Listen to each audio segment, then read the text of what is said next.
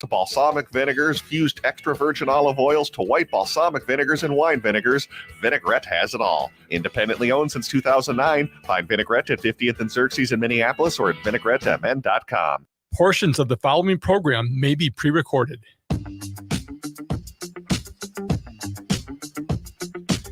AM 950, the progressive voice of Minnesota. It's the Matt McNeil Show for your Thursday. Good to be with you today. Matt and Brett here today. Hi, Brett. How are we? All right. How about you? All right. Did the Twins lose that game today? It was in the ninth inning when I was coming here. And not like they have a lot to play for right now. Well, they did actually. They could actually have still caught them. They're not going to get the 2 seed. I think we're locked into the well, wild card series. now we are because they lost to Oakland. This is why, they have something to play for, and they're not playing very hard. This is why I still think to myself, yeah, we'll have most of our October open. I don't think it's going to be too overwhelming as far as the baseball schedule goes. 952-946-6205, 952-946-6205. Coming up in a little bit, Kirk Bangstad is going to join us. Of course, Minocqua Brewing Company, we know him from them. He is teamed up with Patty Vasquez, and on Thursdays, they're doing a little segment talking about kind of the evils of school vouchers, which, can I just say once again how grateful I am to live in Minnesota? Ooh. Needless to say, it's a fight that's going on in other states as well. We'll primarily Wisconsin, and we'll talk about that and the kind of the purpose and the urgency of why they're doing that segment. And then, of course, you can listen to that segment tonight in the 11 o'clock hour right here on AM 950. And if you haven't been here, it is spectacular. The evenings here are spectacular. Rick Smith at 8. We've got the Ghost Box Radio guys coming in. Greg Bakken coming in at 10 o'clock. And then Patty Vasquez at 11. It's just top-notch radio programming. I can't tell you how tickled pink I am to be part of this whole menagerie of joy. 952-946-6205. 952-946-6205. They lost to Oakland. You can't comfort me on this, man. They lost to Oakland. Well, to get the 2 seed, wouldn't have they had to go basically undefeated with the Rangers losing the rest of their games? It's not like we're playing a major league team when we're playing Oakland, okay? That's a good point with Oakland. Okay. We're playing Colorado next. Tell me we're going to lose 2 or 3 of there, probably. Oh, they have Colorado. Aren't they the worst team in the National League? Yes, they are. Yeah. It kind of played out for us here, but needless to say, 952-946-6205, 952-946-6205. Speaking of worst teams, Delta. Delta Airlines. Delta, why am I don't need to be that mean to Delta Airlines. They're fine. I've flown Delta multiple times. They're fine planes and fine crew. I like the little Biscoff cookies. They're tasty. There you go. Delta just sent a message. Delta has determined Don't I'm mess wrong. with Delta. Don't mess with Delta. Might want to screw that on next time. Just little earthquake for people watching it there. Yeah. Yeah. Just FYI, the camera just fell down in the studio. But what else is new? Anyway, Delta Airlines. They're a fine airline. Sun Country, fine airline. I have no problem with them. Delta Airlines screwed up royally a few weeks ago. When we talked about it, it's like, how do you go on out there and basically not, go punish your most loyal customers? And how do you do that? I mean, it is a problem and something that is kind of perplexing to say the least. And they did that through their rewards program. I mean, the rewards programs are built on the idea that you're basically saying, hey, we appreciate your loyalty. And so to go back to them and say, hey, we're going to dangle that carrot a little higher for you wasn't good. Needless to say, when we talked about this the other day with Gita from the Star Tribune, we said, my guess is going to be that this is going to be a case where they're going to review this and change it. And lo and behold, Delta Airlines Chief Executive Ed Bastian said earlier this week that the airline plans to walk back some of the controversial changes coming to its rewards program. Speaking at the Rotary Club of Atlanta on Monday, remember, they're not local, Bastian said the Atlanta-based airline had received a lot of feedback and changed on the changes announced on September 13th that essentially made achieving status through the SkyMiles program a lot harder, while also raising the threshold assessing it to get into its airport lounges. No question, we probably went too far in doing that. This is 2 weeks ago. Hey, yeah, we really screwed up. Oh, boy, we're idiots. No question, we probably went too far in doing that, Bastian said. Our team wanted to kind of rip the Band-Aid off and didn't want to have to keep going through this every year with changes and nickeling and diming and whatnot. So I think we moved too fast. Oh, that's nice. Yeah, this is business management 101. Yeah, it's very Victorian England, London.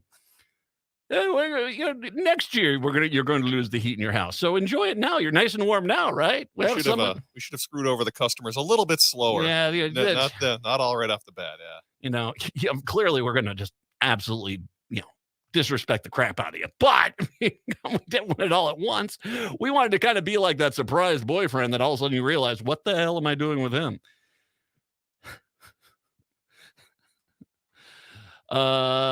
Consequently, Bastian said the airline will reevaluate the overhaul, which aimed to base status solely on the amount of money flyers spend with the carrier or via their Sky Miles American Express credit cards rather than miles flown.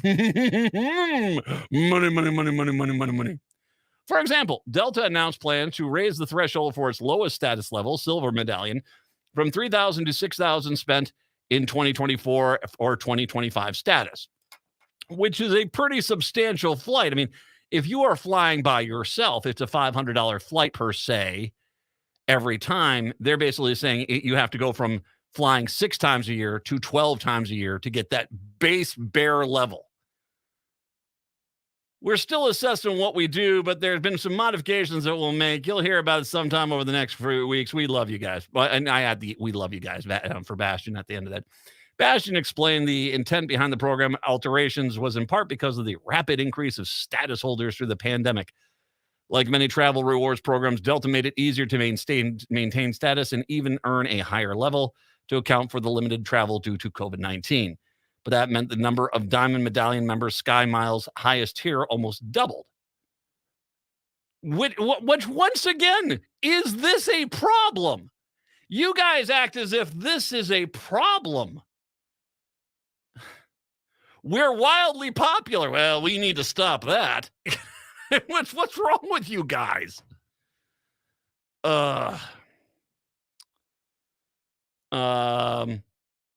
We don't need to. We need to make certain that we can serve our higher tiers with the level premium experience that you deserve and you expect. It's just a way to excess our way in excess our current base that it's unsustainable where we're at now. Or you just hire some more people, you freaking knuckleheads. Seriously, or you just hire a few more people. When Delta announced the changes, it was the latest example of the airline's broader move towards reserving its most desired benefits for an increasingly exclusive group of cardholders and flyers. As a result, the change of SkyMile members would need to spend more on Delta travel and to charge much more to their credit cards to earn perks such as first-class upgrades, complimentary airport club access, and more. Delta, the dominant carrier at Minneapolis-St. Paul, has slowly shifted its frequent flyer program away from awarding miles flown in favor of higher spending or medallion qualifying dollars. One would have to spend more than $6,000 on Delta or without spending $1 on the airline, $120,000 on a Delta Sky Miles credit card next year. $120,000. Yeah, okay. That's kind of pricey. That's a lot. It's $10,000 a month on one credit card just to earn the lowest status tier. Delta's also confirmed this month it plans to cap the number of entries to its Sky Club starting February 1st for premium card holders. This move outraged many who've been loyal to the carrier for years. Duh. I mean, and once again, this is just stupid business 101. I mean, okay, I get it. You're taking the Super Bowl mentality, which is if you go to the Super Bowl, I mean, say the Super Bowl was here in Minneapolis, St. Paul. Clearly, the Vikings wouldn't be playing in it. But say we wanted, Brett and I wanted to go get some tickets and go see the game. The best seats we probably could get, even if we could get them, would probably be the top 10 rows in the upper deck corner, and that would be it. Anything below the upper deck is going to be corporate sponsors, big wigs, Delta Airlines, that sort of thing, Coca-Cola, these guys who basically are going to spend $2 million to buy out 2 rows of seats so the executives can go on out there and either with their wives or mistresses and have some fun. I don't know. I mean, it's up to you. You know, drink responsibly. That's all I'm going to say. I don't know who's coming with you. I'm just saying that's what the deal is. I mean, it's Frito, it's Tostitos, it's crypto. I mean, that's what you got in the lower deck. You don't have anything else. And that goes for the executive, boxes as well. I mean, it's all, granted, you got a lot of executives there, but I mean, it's the wealthiest of wealthy. You don't get into that game unless you are, every show at Coachella rich in the front row. I mean, that's kind of how you get in there. And it sounds kind of like that's what Delta was trying to do here, is kind of get to a point where they're, this is just for the rich people, because I wanted to stop. I mean, so your Delta Sky Miles credit card is $120,000. I've got 3 kids. I put the majority on one credit card. Now I got one credit card that's got a nice cashback thing on it, and I enjoy that. And so all the groceries, all the gas, all that stuff, all go on one credit card. We rarely get above half that. Half that. I mean, rarely. So, so the mere fact that you are saying just to get to the lowest level on this program, you have to spend $10,000 on a credit card, then you're only talking about, at best, lower upper class. I mean, at best. People who have that much discretionary income and are buying things constantly beyond just groceries, and if they have like their monthly bills on their credit card or something like that. This is sometimes I think you guys are too stupid for your own good. And I'm don't get me wrong, I don't run an airline. I don't have experience running an airline. I've taken a lot of flights. But this goes just basically to, how do you screw over your most loyal customers? And at no point, did you guys just think it's all going to be, Beyonce and Taylor Swift, and that's all that was going to be in this? And that's because that'd be awesome. No, if you're having a program where basically through a basic loyalty program, and once again, I want to just say, what they used to be was, if you had a $500 ticket, you were by yourself, you had to fly 6 times in 1 year. That's a lot of flying for most people. Most people might take 1 flight a year, might. So you already have people who are once every 2 months taking a flight. Yeah, that's a no-brainer. You build up brand loyalty, you keep them there. This idea this Bastion's idea is like, oh, we should have not, pulled the Band-Aid so quickly. Well, maybe you shouldn't have pulled the Band-Aid at all. Expand out your damn, Sky Lounge or what it is. Hire a few more employees to help process the requests. And this is a problem I think most businesses today would love to have. And yet you guys act as if, well, it's not Beyonce and Taylor Swift, so screw them. I bet Taylor gets over 120 a year on the credit card. I bet you.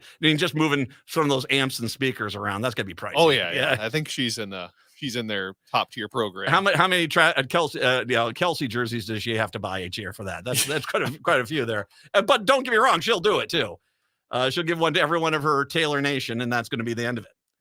But hey, then she qualifies for the lowest level of the Delta Sky Miles program. The lowest level. It would be great if she just qualified for the lowest. You got to work a little harder there, Taylor Swift. You're an international star. But... I'm sorry, you can't get into the Sky Lounge till later. There's a vending machine over in Concourse. Off you go. Okay, you're screwing up. By the way, I'm going to be taking a flight before too long. Sun Country, 952-946-6205, 952-946-6205. I'm just saying, I don't have $120,000 to do this, all right? And plus the fact we already know Delta wants to be nowhere near their Gold Sky Club. I'm kind of the antithesis of what they would want. Especially if you're wearing the shirt we talked about yesterday that many of our listeners want you to make. The t-shirt, yeah. the Caravan of Lunacy t-shirt with my face on the shirt, and then on the back of it, the details of the show. You'd fit right in that Delta Gold Sky Lounge or whatever it's called. Only if the shirt was like 3 sizes too small for me. So it's up over my belly. Oh, you got like a 1980s football player going. Look, Yeah, Will Ferrell in the cowbell sketch, belly showing. Hey there, is this a place for drinks? I can't imagine what it would do to my face to have it stretched that tight. Looks like he has jowls. 952-946-6205. 952-946-6205. More when we do return. It is the Matt McNeil Show right here on AM 950. It's an absolute must for any true foodie. Vinaigrette at 50th and Xerxes in South Minneapolis offers premium oils and vinegars for the most discriminating of tastes. This is Sarah Piepenberg, owner of Vinaigrette. We bottle on site, there's no guesswork, and you get to taste test each and every oil and vinegar we offer. Our direct relationship with the growers ensures an uncompromised level of satisfaction. When you need to know you're cooking with the finest ingredients, first contact the independently owned Vinaigrette, 50th and Xerxes in South Minneapolis. Online at vinaigrettemn.com. Would you let animals pick your insurance? Do you really need to experience mayhem to get the best rates? Or how about a celebrity quarterback or fake university saving you money?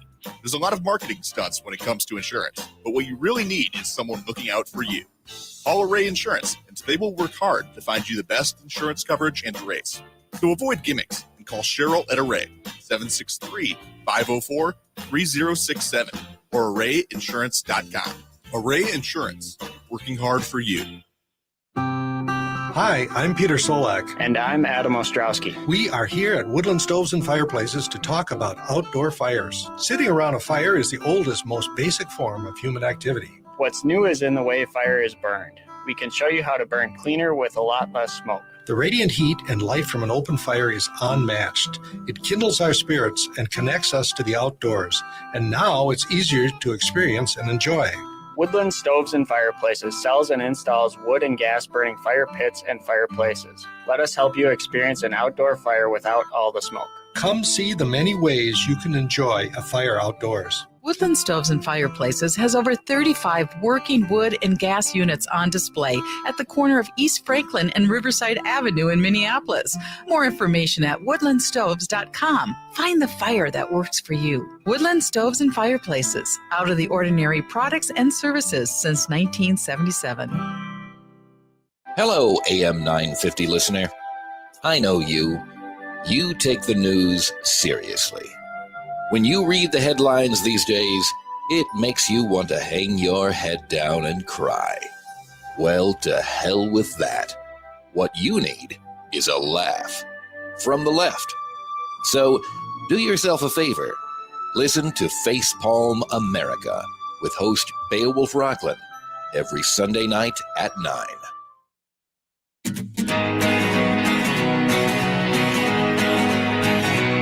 AM 950, the progressive voice of Minnesota. It's the Matt McNeil Show. 952-946-6205. 952-946-6205 is the phone number. This is one of those stories that I just... I sometimes am stunned at how we treat crime. If you are I'm not talking about a carjacking, but if you are a black person in Minneapolis and you steal a car, there are plenty of people who will be screaming at you tomorrow going, you lock him up tomorrow for the rest of his life. He should never come out again. You steal something like, I don't know, $800,000. And people are like, you shouldn't throw him away for life. I mean, who doesn't want to be rich? We have a real big problem with our sentencing. Let's just put it that way. A Twin Cities psychologist is going to prison for falsely collecting hundreds of thousands of dollars from the Shakopee, Minnewacan, and Sioux community for counseling services he did not provide. Charles Howard Jornby, Jorenby, Jornby, 58, of Chanhassen, sentenced last week in U.S. District Court in St. Paul to 2 years. 2 years in prison, 3 years of supervised release after pleading guilty to felony healthcare fraud for a billing scheme that spanned more than 7 years involving his business, Life Dynamics, in Prior Lake. As part of his guilty plea, the Jornby admitted to an additional fraudulent claim to State Farm Insurance in 2017 following a fire at his business office. Wow. Jornby said he inflated his loss income claim to include earnings associated with fraudulent billings, totaling an additional of $104,000. Judge Susan Richard Nelson's sentence, should also include an order that he repay the Mdewakan and Sioux community $819,000 he stole from the band and the full amount he illegally collected from State Farm. So I want to stop right there, if I can. You stole $819,000 from anyone. $819,000. I mean, that almost gets you up into the Delta Sky Miles Club, man. I'm telling you what, that's some good beer. That's a really wow. He could Delta Sky Miles for what, 6 years? Wow. So yeah, you did this to yourself, guys. You're going to be the butt of their jokes for a while with me. $819,000, and you gave him 2 years in jail.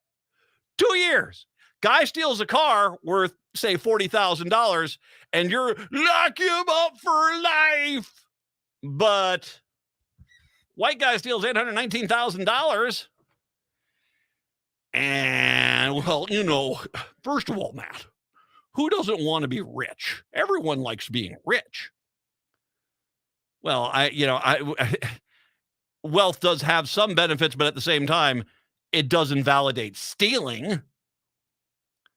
Ahead of the sentencing, prosecutors argued in court filings that Jornby be sent to prison anywhere from 2.5 to slightly more than 3 years in prison. They didn't even make that easy to lay up. For many years, he prioritized his family's material comfort and security over the integrity of his professional licensure. The filing note, no, stop it. Stop.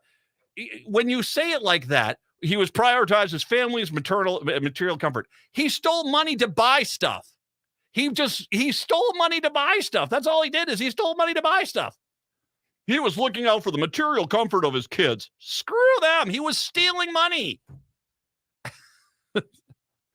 For many years, he prioritized his family's material comfort, and he appears to have paid no thought to either the individual Native American people whose identities he used or the broader Shakopee, Mdewakan, and Sioux community whose funds he stole. No, he didn't. Did he?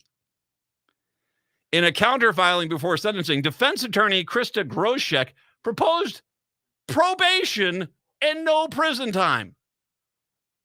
Probation for stealing $819,000. Groshek cited, among the other findings, the State Board of Psychology revoking Johnsby's license to practice for at least 10 years. Boo freaking who? And his prompt willingness to take responsibility for stealing. Hey, yeah, I stole it all, so don't put me in prison. Wow. In his own words to the court, Jornby wrote, "I sincerely apologize to the members of the Shakopee, Mdewakan, and Sioux community. Through my actions, this community, which has suffered at the hands of others for over 150 years, was again taken advantage of." You think? Idiot. "I reinforce the stereotype that white people can't be trusted." But yeah, you did. And you did it for all of us. So thanks. Jeez. Just on that alone should be 5 years in the pokey, don't you think? I think so. Raise your hands. According to court document, I mean, seriously, $819,000. You stole $819,000. 2 years? That's how you know the guy wasn't black. I'm just going to be honest. Or a Native American, or a Hispanic, or Asian. Because if it was any other minority group, I guarantee it's like, wait, we need to send a tough message here that you can't just do this. 20 years. White guy he just trying to feed his kids a wheelbarrow full of food every day. How is he going to take care of his material comforts for his kids now? Who's going to feed them their daily buffet? According to court documents from January 2013 through February 2020, Jornby defrauded Blue Cross Blue Shield Minnesota and the Shakopee, Mdewakan, and Sioux community, which self-funded the account that the insurer draws from in order to process healthcare claims for tribal members. Jornby submitted bills to the healthcare insurer for service for at least 29 tribal members. In reality, he used their names and dates of birth without their knowledge to collect payments from this Sioux band. The scheme was sniffed out when the Blue Cross Blue Shield detective some unusually high billing amounts and chose to look at some of the bills. The review revealed that some of the dates he claimed to be providing in-person counseling service to clients, he was also posting on his public Facebook account showing him on vacation out of state. One prosecuting document read, that's not providing material comforts for his kids. That's going on vacation. And racking up those Delta miles. Oh, those Delta miles, man. If you can get up into that, it takes a few $100,000 in a kidney, but man, you can eventually you can get an extra biscuit candy cookie bar on the flights. I mean, that's just good. That's good eating. That's just, and by the way, once again, Delta, you deserve every bit of grief you're getting for this, but dear Lord, how do you not lock this guy up for, I don't know. How about 10 years? Oh, I'll tell you what, I'll split the difference. 8.19 years. 1 year for every $100,000 you stole. Because if let's just be damn honest, if it was discovered there was an African-American who was stealing $100,000, there would be people demanding a 10-year prison sentence to send a message. Here, all the message you send is, well, don't get caught. Watch how you post on Facebook. That's the only message you're sending here. Dynamo Dave is in Duluth. Let's get him really quick before we get into the guest. Welcome on in, Dave. Hey, Matt, it's kind of interesting. Our leaders, we got in Congress, they're supposed to be leaders. And right now, the way the Constitution or whatever is set up, they get paid during a government shutdown. Now, Angie Craig from Minnesota last Friday introduced a bill to stop that. It's called the My Constituents Cannot Afford Rebellious Tantrums. Handle Your Shutdown Act to halt congressional pay during a shutdown.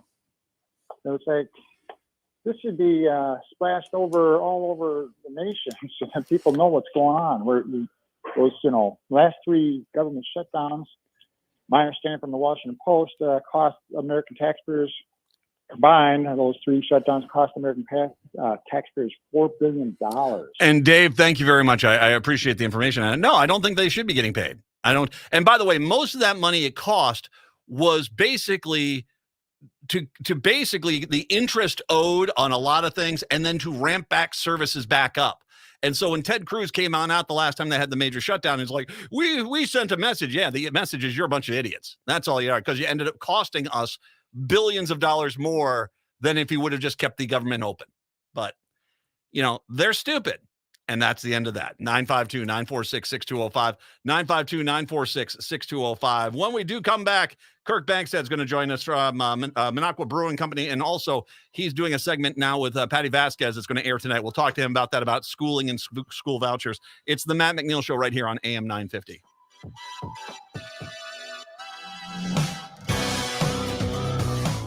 How does this sound?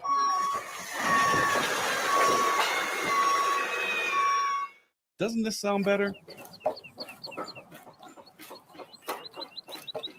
If you've decided to level your home and build new or to renovate, hire Better Futures Minnesota instead to take it apart by hand. Think before you scrap.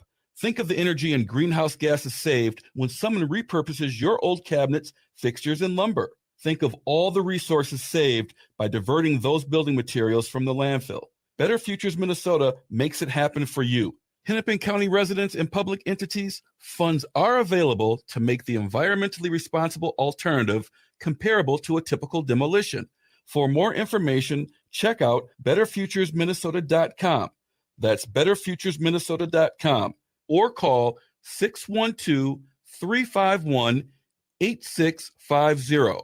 And don't forget to shop the Reuse Warehouse in Minneapolis. I love my Toyota vehicles, so when I have to get service done, there's only one place I go, Rudy Luther Toyota. They know Toyotas inside and out. It starts with them checking your alignment and tire treads with their Hunter Quick Check Drive inspection service. Oil changes, tires, batteries, wipers, no matter what you need done, they can help you with reliable Toyota parts and the best service team in Minnesota. Check out their website, rudyluthertoyota.com, for service and parts specials just for Toyota vehicles. Get your Toyota serviced at Rudy Luther Toyota, 394 and 169 in Golden Valley. Hi, I'm Rachel Shamblat. My dad is Dr. Scott Shamblat from Shamblat Family Dentistry. A lot of people are afraid of the dentist, but you don't have to be. My dad makes going to the dentist comfortable and even fun. He won't be mad if you haven't seen a dentist in a long time. He just wants to take care of you and your teeth. If you don't see my dad, please see another dentist. Take care of your teeth because they're the only ones you get. Shamblatt Family Dentistry in Hopkins and St. Paul. Find them online at shamblattfamilydentistry.com or call 1-800-FIX-MY-TEETH. With your AM 950 weather, I'm Brett Johnson. Look for partly cloudy skies today with a high near 70. Tonight, clear with a low around 60. And Friday, a chance for thunderstorms with a high near 78. Create unforgettable meals that are sure to impress with vinaigrette. From extra virgin olive oils to balsamic vinegars, fused extra virgin olive oils to white balsamic vinegars and wine vinegars, Vinaigrette has it all. Independently owned since 2009, find Vinaigrette at 50th and Xerxes in Minneapolis or at vinaigrettemn.com.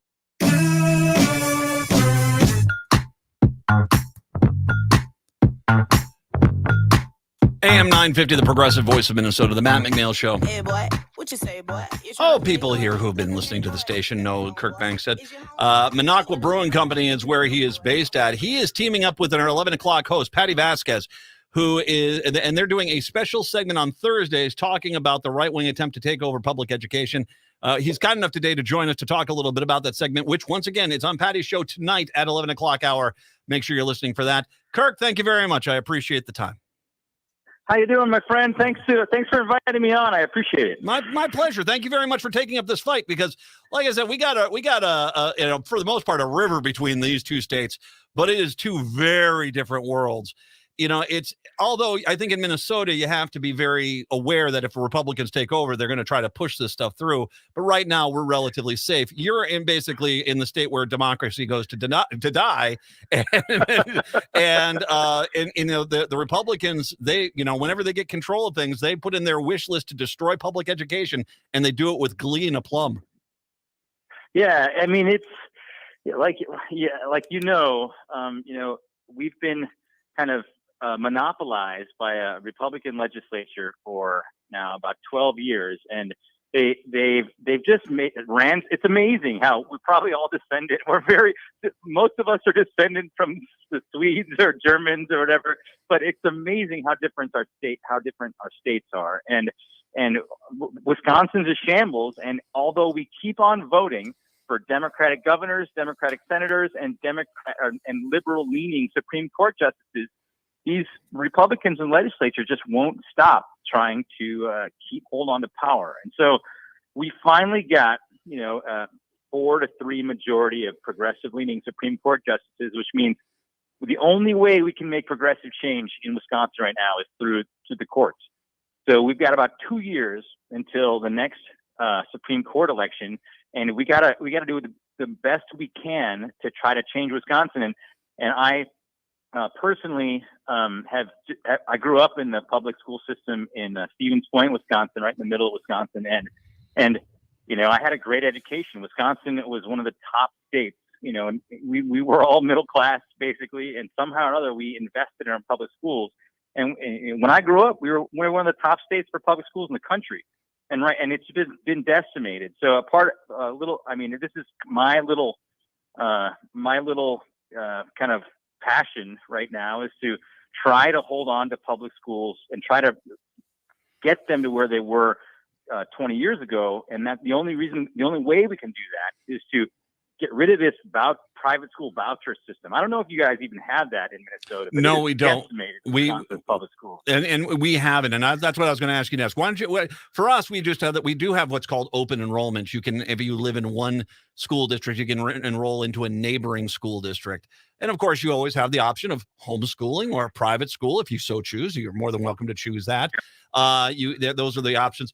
But the reality is that we've been able to keep away the voucher programs because, well, you see it in every place they put it in there. It's ripe for abuse, and the whole point of it is to basically, decimate the public school budget so that they can start making eventually arguments to get rid of public school altogether. Yeah, you're absolutely right. So Wisconsin's the first voucher program started in Wisconsin as an experiment in like the 90s. And they've been able to keep on winning in the courts every time they're sued because it is detrimental to public schools because they call it an experiment. But it's no longer an experiment. Now it started in Milwaukee, it grew to Racine, and then it grew statewide most recently. And now there's $440 million going towards the voucher school program and being taken away from people's property taxes going to public schools. And you're absolutely right. And by the way, another great statistic. Well, it's not great. It freaks you out. 80% of the kids going to these private schools would have gone to those private schools anyways. Yeah. And so basically you are subsidizing basically Catholic schools, especially in all the areas that are rural, with public property tax dollars from people. And what that does is it makes the public schools worse. They can't, and all the special needs kids, because the private schools can turn away special needs kids. So the most expensive kids to educate are left in the public schools, but that they're getting money ripped away from them. So of course, the public schools start doing worse. The teachers, they can't pay teachers enough, so the teachers start getting worse. But private school teachers, don't even have to be accredited, and they can get hired. So yeah, it's a death spiral wherever this gets put into place, and it's been going on for 30 years, and it has made our public school system worse, which means more and more people are moving to Minnesota, where they actually have decent public schools. We got free. And they're investing in the public. We got free school lunches over here now too for the kids, which is just great. I mean, that's a $500 saving for every taxpayer with kids in the state. So there you go. Now, you bring up a point here, and we have to. This is the great lie about vouchers. When Republicans want to roll these out in a state, they did this down in Iowa, they do it in all these states. They come on out here and they say, look at this minority student who's stuck in this school and he can't get the education he wants to. And we're going to give this lower class minority kid a chance to go to a private school. And then what you find out after the fact is that the vast majority of minorities kids are not able to get the vouchers. Funny, the kids that always get the vouchers are generally the wealthiest kids, like you said, who are already going to private school. But now all of a sudden, the only difference is they basically were, the tuition that they were paying as private citizens to go to a private school is now being paid for by taxpayers. And when you point this out, Republicans, this is the great lie. They just run away from that point because that's the whole point of this, is to basically pay wealthy people's private school tuitions. And there are some caps to how you get into this program and get into voucher school. Some caps, which by the way, earning caps. So you can't make too much money and get these vouchers, but those caps are earmarked to go away in about 2 years in Wisconsin. So the scenario you're describing will exist completely 100% right in about 2 years in Wisconsin. Well, but right now. Well, I was going to ask you though, but one of the things I've noticed about this is that they say a parent who makes more than this amount of money. Well, what they'll do is they'll do it with the one parent who is either a stay-at-home parent or doesn't make that much money, and it qualifies kids who, even though the other parent might be making 5 times the maximum amount, they've always Republicans always put a bait and switch in these packages that allow even the wealthiest kids to take advantage of them, even though they insist, that won't happen. It's true. And as soon as you get a voucher at any income level, if your parents then income out of that level, they can't take it away from you. Mm-hmm. So there are gimmicks within the system. But even the more nefarious thing is that I've been called a racist already because I'm trying to beat the voucher system. But the Republicans always say, they're helping people of color in the inner cities where the public schools are really bad. And so if you're trying to go against that, obviously you want to hurt people of color, which is the most ridiculous thing I've ever heard. But the crazy thing is that these voucher schools that are supposed to be better than public schools are more often than not. The average voucher school lasts like 3 to 4 years. So they're like pop-up schools that are often done with a religious kind of background, but it could be anybody that starts a private school. And so the best private schools can reject whoever they want to reject, and they're going to charge more than the voucher is going to give some poor kid. Mm-hmm. So the private schools are still going to be primarily, white rich people, and these pop-up schools are going to be the ones that can be completely corrupt and can hire people without any accreditation and can say they're private and better because they're taking, they're getting away from like the urban decay or whatever, but there's no way to measure them. Mm-hmm. So what's really happening is just you're giving a false sense of hope to an unaccredited school that may or may not be better. But the studies have shown that even when they can reject kids with special needs, kids with attention, issues, they can reject them. Even when they reject them, their test scores aren't any better than what the public schools are. Mm-hmm. So they got a stacked deck full of kids without any problems, and they're still not scoring any better than public schools, which means it's a program that doesn't work, but they continue to propagate it because politically, destroying the public school system, destroying teachers' unions is good politically for the Republican Party. Well, and we do have something similar. We have charter schools here. Same thing in Minnesota. We do annual testing. They test basically 10 points less than the public school system, so they're not good. But what they do is as you say, they people come on in, they open up one of the charter schools, and it's almost always, look, we've got a school uniform. Doesn't this make the kids look like they're really studious? And promises of graduations and all these things, and it's most of the times it's just a joke. This has been, like I said, let's talk about this on the larger scale here. There is this underlying current within the Republican Party where the idea of public school for everyone is something that they are completely against. They do not want an educated public. They do not want people, they feel as if some people should just be sweeping floors in factories and that's all it should be. And that they should never try to get out of that situation. They've also looked at the government as a way to try to get balls of cash that are out there and get them to the private sector. NASA has been decimated. The Postal Service, they've gone after that.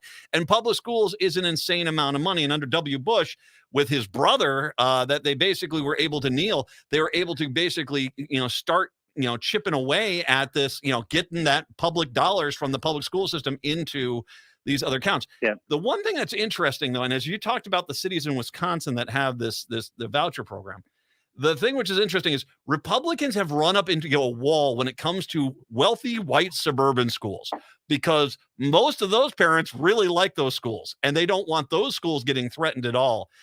Is the Wisconsin program still statewide, or is it still per a few cities?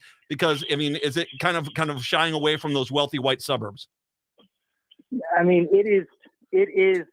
So you're a little bit far afield. I'm not an expert. Luckily, the folks that are on my legal team are experts. I'm not exactly sure. I believe it is a statewide program because money is being sucked out of rural districts to go to a lot of Catholic schools. Those are the only other private schools around in smaller towns. So it is statewide for sure. You're right. It is a bait and switch. Keep on going. I just lost my train of thought. Yeah, well, it is a statewide program. Well, and it's one of those things where that's the problem in Minnesota for Republicans is that sure, you might get a little traction with the idea of vouchers or charter schools for in the inner city schools, but the second you get out into the suburbs, the suburban families, and that's where all the swing district voting is from. They don't want their suburban schools touched. They like their suburban schools. They're very good suburban schools. And so it creates a natural defense against Republicans trying to impose some sort of statewide travesty in Minnesota. But it sounds like the Republicans there of the mindset of we don't care. We're just gonna basically go for the cash grab on the public school dollars. Yeah. So you're absolutely right, and that was I was thinking about that when you were talking. There's three ways you can look at this, but there's really only one way that makes sense. Do they really want to dumb down everybody so that the working class remains working class and can't be media literate so that they can understand that they're being conned by the Republicans? Like, yes, in a huge long-term way, but that's a long game that I don't think anybody can focus on for that long. The second thing is what they're using as a way, just saying that kids are being indoctrinated in the public schools because apparently all these public school teachers are flaming liberals, which you and I know is completely wrong. They're just people that care and people that want to emphasize, like empathy and acceptance and tolerance, and that somehow is a democratic ideal. But that's that's what they're using as a wedge, to say you should homeschool your kids, or you can't trust your kids in the public schools because they're going to be indoctrinated. But what it all really leads to is a bunch of rich people wanting to get richer with public money. And you look at our healthcare system, which is just a complete disaster. A lot of that money funnels to certain groups. And so the privatization of prisons, of our healthcare system, of our child care system, and now of our public schools, helps the rich get richer, who can start up businesses around public school, around schooling and education. And that's to me, it's a corrupt, cynical, but effective way for certain people to get richer, and those people donate money to politicians who continue to propagate these voucher school systems. Kirk, it's not it's not sensational if it's factual. And it's factual. And I mean, what's going to be interesting for you and Patty on this show and this little segment you're going to be doing is, as you described, I mean, there's a lot of different ways they're going after the schools. They're going after the teachers. They're trying to do the vouchers. They're trying to decrease the budgets. They're trying to control the what can be taught in schools and stuff like this. We could talk. I mean, my daughter is thinking about possibly going down to the University of Wisconsin when she graduates high school in 2 years. And, I mean, one of the things I've been paying attention to is, between, the Republicans have basically done a lot of damage to the University of Wisconsin. So this is not just a K through 12 issue. It's a pre-K issue. It's a college higher education issue. If you're not paying attention on the larger scale of what the Republicans are trying to do here, you need to be paying attention, because the reality is look at that United States Supreme Court. A lot of people weren't paying attention for a long time, and now all of a sudden they are. And it's best to be paying attention before you get to the point where they are putting on that fifth far right conservative justice, that sort of thing. Yeah, you're right. It's super scary when when our legislature is telling the University of Wisconsin-Madison that they lose $30 million or so in basic admin, paying your professors and basic stuff, unless you get rid of the diversity, equity, and inclusion programs that you've created. They're making this they're hijacking with using the culture wars. They're defunding our universities in a way that you have to say, okay, well, I can't keep my professors, I can't make this. It's a false choice, right? It's like I have to defund the diversity, the equity and inclusion and diversity department if I want to maintain a high quality education, but part of that high quality education is teaching kids from the rural parts of Wisconsin about how to think about people of color, how to think about, the LGBTQ plus community, because they've never dealt with it before. And it helps when you have those programs. So that's part and parcel of education, but they're trying to divide and conquer with these really draconian choices that they're forcing the university to make. Kirk, I'm just going to give a little suggestion from good old Minnesota here. Whenever you hear Republicans start talking about education policy, I got two words for them: screw you. And that's that into that. No, we're not doing that. I prefer good teachers. I have good quality schools. I prefer to basically not have a wealthy person gouge our public school system. And God forbid we don't have good colleges and universities. All right. So you're going to be joining Patty Vasquez. This is going to be out every Thursday now? Yeah, every Thursday. We're going to keep on. It's open-ended. We're going to file a lawsuit probably in the next week or two against the state of Wisconsin, and we've got plaintiffs have come out of the woodwork who are have kids in public education and have seen the private schools, these voucher school systems hurt kids. So we're going to announce this lawsuit in about a week or two, or file it, and then. And what the reason I'm doing these radio shows with Patty is that like I'm saying, they're going to come after us. They're going to say we're trying to defund people of color in Milwaukee. We're trying to rip a good education out of these poor kids' hands. So I'm not going to do this in a vacuum just to sue. I wanted to actually bring on some national experts. We've got a national expert tonight from Jersey, the Harvard Law School, a lawyer who's who's suing like public money for public schools. That's the organization she works for.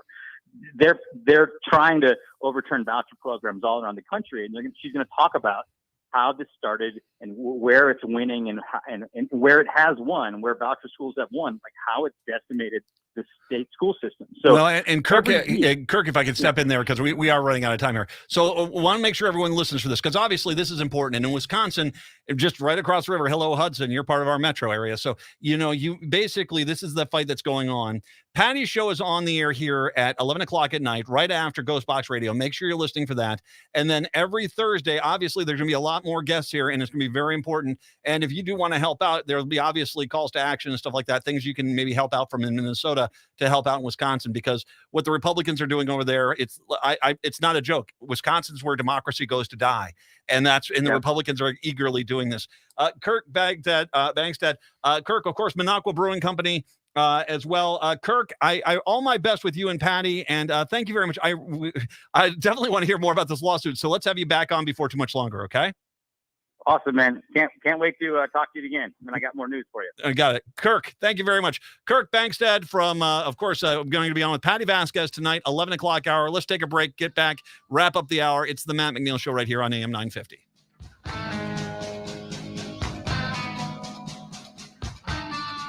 From chasing fall colors on a scenic road trip to epic hikes, fall festivals, apple orchards, or long hours on a patio, fall in Minnesota offers clear blue skies, an endless tapestry of color, and unmatched beauty, perfect for setting the stage for any colorful adventure. Plan your dream trip at exploreminnesota.com. Sponsored by Explore Minnesota, aired by the Minnesota Broadcasters Association and this station. Hi, this is Gina. Matthew, I will not read this next line. I'll be your Snookum-Wookums. Fine. My husband is the sexiest radio host in Minnesota, Matt McNeil. Dang straight. When it came time to replace my vehicle, I wanted an option that was safe in the environment. I wanted a hybrid. My RAV4 Hybrid is a greener vehicle without sacrificing style and comfort. I love my Toyota Hybrid. Toyota hybrids are incredibly fuel efficient. Test drive one today at Rudy Luther Toyota, 394 and 169 in Golden Valley. Did you know there are easy ways to support your child's brain development during their critical early years from age 0 to 3? Little Moments Count is a website which provides tools to help parents engage in simple, everyday activities like talking, playing, reading, and singing with their children. Visit littlemomentscount.org for resources and support in giving your child a strong foundation for a lifetime of learning. That's littlemomentscount.org. littlemomentscount.org. AM 950, the Progressive Voice of Minnesota, it's the Matt McNeil Show. There you go. Two things. One, Kirk kind of buried the lead there. What was that about a lawsuit you guys are filing? That should have been number one thing we should have been talking about, I think. Here is one thing, though, I really kind of want to make sure that he needs to kind of understand. And this is, I think, one of the main problems that they kind of bless them over in Wisconsin. Here's part of your problem. You guys don't want to talk about the long game because you think it's too freaking ethereal. And the reality is you need to be talking about the long game. And as a matter of fact, I'm going to come back next hour and talk a lot about long game for the Republicans, because the Republicans are playing a very different game than Democrats are. Democrats are what Republicans are doing is trying to burn down the world, and Democrats act like putting out the little fire next to them is stopping it. And they don't realize how they're getting outmaneuvered and outplayed. We kind of get that here in Minnesota. We kind of get what the long game is here. And don't be afraid of showing it, because it's a heck of a lot harder to undo the damage after it's already been done than just to stop it in the first place. And that's just the reality. Now, once again, Wisconsin, you kind of are in a real tough spot there, and I feel sorry for you, but that's just kind of what it is. All right. Yeah, you guys it's got a long way to come, but I mean, I have hope that there's times are changing, but very slowly in Wisconsin. Hour 2, that's coming up next. It's the start of our favorite season in Minnesota, football season. That's right, with all the hype and action this season brings, we know things can get loud and messy quick. Before you invite your friends and family over to watch the big game, you better call My Cleaning Heroes at Zero Res to clean up all of those fumble moments in your home. Lucky for you, you can score big this month with great savings. Right now, you can get your entire home zero-resified from Minnesota's ultimate carpet cleaner and get 3 rooms of carpet cleaned starting at just $149. It's also a perfect time of year to get your air ducts cleaned this month with $100 off your air duct cleaning. And air duct cleaning will help alleviate allergies and asthma. You will enjoy less dust, lower energy bills, and your home will stay cleaner longer. Schedule your appointment today at ZeroResMinnesota.com or by calling 952-ZERO-RES and asking for the AM 950 special. Zero Res. Standing Up to the Hatriots, the David Pakman Show, weekdays at 2 p.m. on AM 950 KTNF St. Louis Park, Minneapolis, St. Paul, the progressive voice of Minnesota. AP News.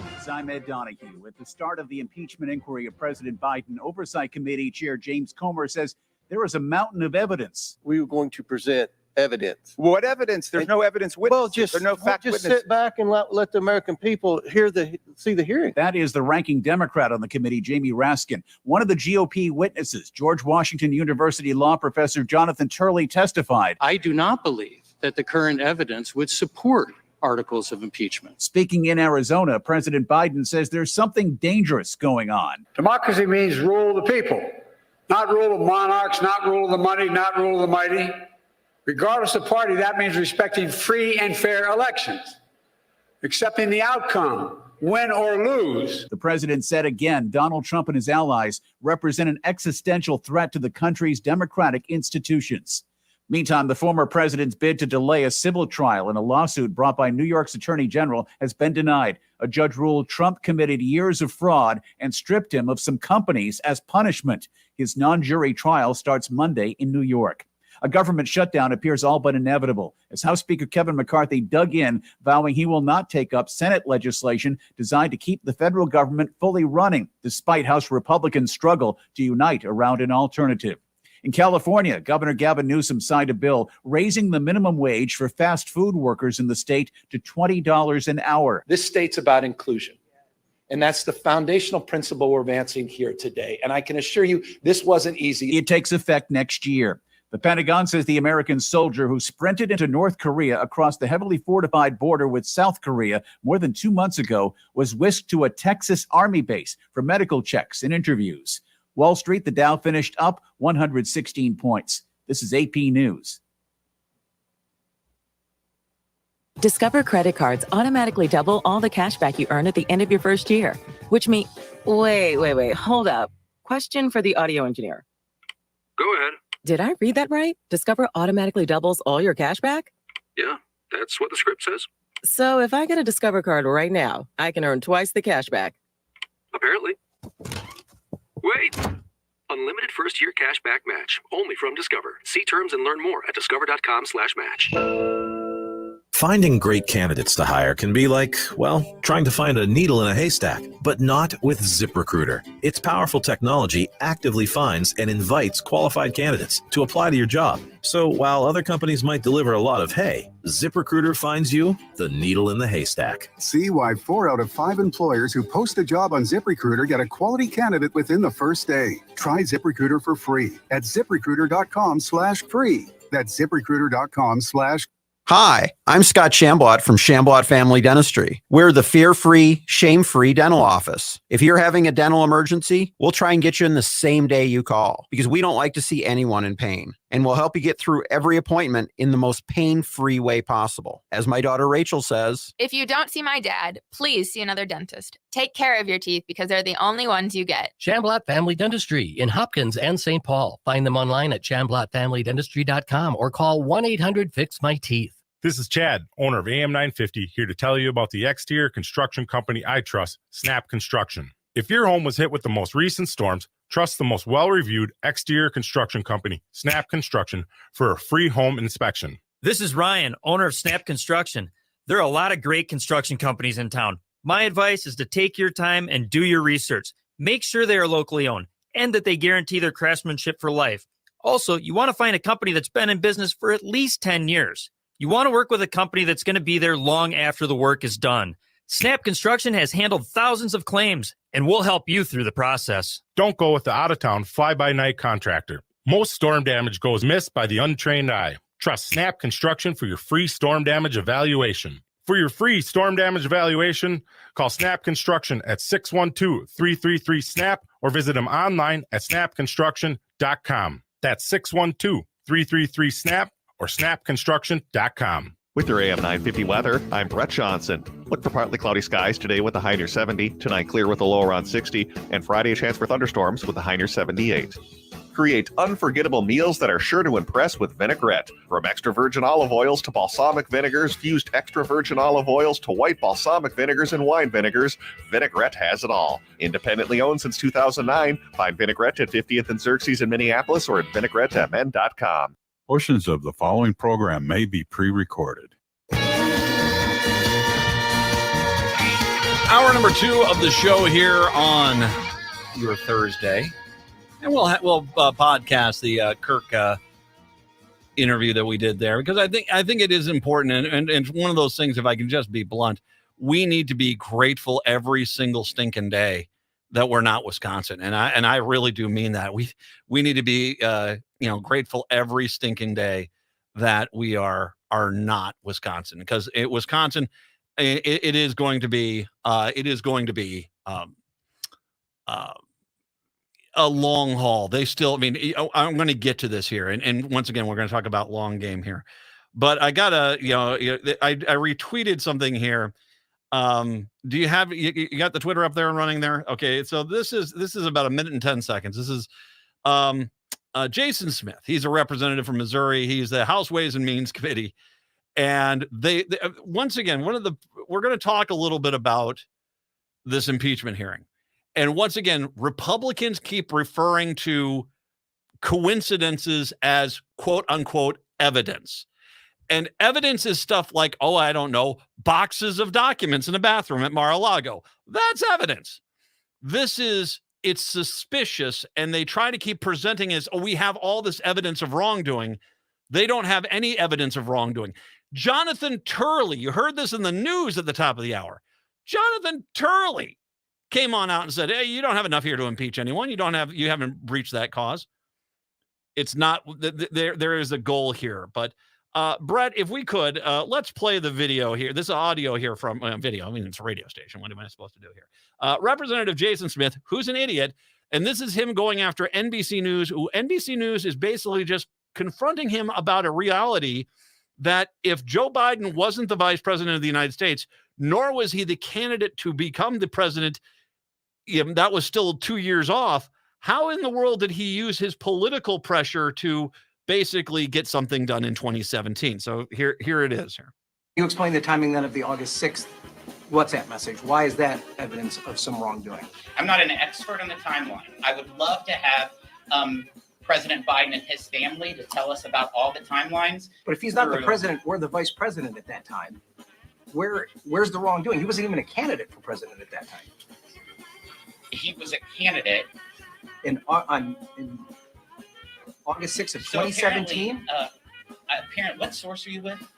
I'm with NBC. So apparently you'll never believe us. I'm not saying I don't believe you. I'm asking you a very direct question. You presented a piece of evidence that you say came on August 6th, 2017, that demonstrates that Joe Biden was using political influence to help his son. If he wasn't a political figure at that time, the first WhatsApp message you put up, how does that demonstrate that there's some sort of political influence being put over him if at that time he's not an elected official? I'm definitely not going to pinpoint one item. I think we've outlined. You presented it. It was your first thing that you brought up. So apparently you don't agree with it. So it's not that I don't agree with it. I'm asking you to explain it. I'll take the next question. Is there anything on the planet that Yakety Sax can't make better? I don't think so. As a matter of fact, my funeral, Yakety Sax, man. There you go. Just be blaring it off the hearse. Da, da, da, da, da. Oh, that's them basically being called out saying, okay, because that's what their evidence. He was using political pressure in 2017. And the NBC journalist said, wait a second here. He wasn't the vice president or the president, nor was he a candidate. How is he using political pressure at that point? And when if you've not seen the video, you're watching this tub of goo that basically realized that he's the point person, and he has to basically try to figure out an answer here, which eventually he doesn't. I mean, he does everything. He attacks NBC News. He tries to say, you don't agree with me. I said, I don't agree with you. I mean, this is your evidence. You're presenting this evidence. How is it this political if it was the case? Long game. All right. There is, I think, a reluctance, and kind of talked a little bit about this with Kirk over at when he joined us there last hour about, we don't want to necessarily get into the long game. You kind of got to start getting into the long game, because if you're not really paying attention, the long game here is going to cost us dearly in this country if we don't start paying attention to it. This whole thing, I got three for you here that I'm going to basically tie all these stories together, because this is Republicans. The long game is to kill democracy. And they are on the verge of being able to get it done. It is my belief now that the Republicans, I think they realized how close they actually got to actually doing it in 2020 and 2021, January 6, 2021. I think they realized, wow, if this hadn't been an attempted overthrow of the government by the stupidest people on the planet, we might have actually gotten away with it. And that is, that story of Trump frantically trying to grab the Secret Service steering wheel and turn the car around, because he felt like if they're on the stairs, if I make a showing, they'll go out there and kill every one of those, congressmen and senators and congressmen, and I'll be installed as the president again. Have you ever seen the movie, Brad? Did you ever see the movie 2012? John Cusack. Oh yeah. Mm-hmm. Just god awful movie. I mean, it's basically it's just a slight bit dated now. It said that because the Mayan calendar lined up, that basically we're going to see some sort of major Earth crust shift, and basically it was going to wipe out most of the world. And yay, look, it's millions of people dying while they make a great escape. Yeah, great. That's depressing. The part of the cult, the underlying story of that movie is that they know it's coming. They kind of start figuring out something is going on here. And so what they do is they come up with this plan that the ultra wealthy can basically save themselves. They basically can buy a spot on one of these, cruise ships, for lack of a better way to say it, and have themselves, save themselves and float out to sea. And basically, once the Earth crust shift is done, they basically can land and start, propagating society again. Boy, oh boy, won't it be hilarious when all the millionaires and billionaires have to go and start planting crops. Anyway, they kind of skip out of that whole thing, but I think they think to themselves there's going to be like lounge chairs and people bringing them drinks for the rest of their life. You're going to basically have to, good luck fighting off the Tigers. And I'm not talking the Detroit Tigers and the pennant chase. No, I'm talking, Tigers. But, claws, teeth, it'll be a hoot when you find out. Anyway, there is this idea of the people that are on these boats who just kind of, you kind of realize that there's a one guy that's on the boat who's basically keeps saying, there's plenty of space. We can put tons more people on here. We need to save as many people as we can. And of course, day late, dollar short sort of thing, that as the Earth is destroying itself, well, maybe you should have thought about that, more boats beforehand. But you get to the point and all these people sort of sit around and kind of just, there's this kind of, I don't want to call remorsefulness, but there's just kind of this realization that they're kind of going along for the ride, that their money has gotten them an opportunity, but they're kind of just going along for the ride. That, in my mind, is most of the Republican Party in this country right now. Is they see where the people who are pulling their strings are taking this country. It's just they have convinced themselves, well, I got a spot on the boat, and sure, a lot of people are going to suffer, but I'm going to be on the boat. And so, I don't want everyone to suffer. I don't think this is going to be great. What's going to happen to all these people? But me and my family, we're on the boat. And so good luck, everybody. And that's kind of the mentality of the modern Republican, because the long game is something you need to pay attention to. The long game is Republicans are trying to overthrow the democracy of the United States of America. Plain and simple. And we are closer to fascism than we've ever been in this country, hands down, not even close. You have the man who tried to overthrow the government, who's bragged about trying to overthrow the government, who basically sent an angry mob to overthrow the government. And not only does he brag about it, but his supporters still like, isn't he the greatest? He wanted to hang Mike Pence. And to tell you how kind of screwed we are, as one person pointed out when I talked about Dean Phillips and his, I like to work with the other side crap. You mean the side that just tried to overthrow the government of the United States? That side? Your buddies? No. So let's talk a little bit about what their larger game plan is. The larger game plan is to erode democracy to where they can install, because they can't win. They know that their time is running short. They've got to keep the system rigged or they will lose en masse across the board. They will have massive losses, even in states where only 20 years ago, no one would even think of voting Democrat. I mean, they've already lost two of them. Arizona and Georgia, I think, are gone. I think there's a decent chance you start looking at states like maybe not Florida because they're in their fever dream, but Ohio, I think, is probably, you're going to see a big shift in Ohio. Would I be surprised if I saw Missouri coming back into play for the Democrats? Not at all. You've got what you've got is a Republican Party that's dependent on baby boomers to get elected. The baby boomers are sadly dying off in droves. Meanwhile, they're being replaced by this Generation Z who overwhelmingly hate them. So they've got to figure out some way to stay in power. And they've done a magnificent job. You cannot underestimate the ability of the Republicans, which represent a minority viewpoint in this country, to control as much as they have. Take a look at Wisconsin. They surgically gerrymandered those districts with like precision, with a scalpel, to basically take it to where it was a 55-45 Democratic-leaning state to where the Democrats have no chance. I'll get back to Wisconsin here in a second.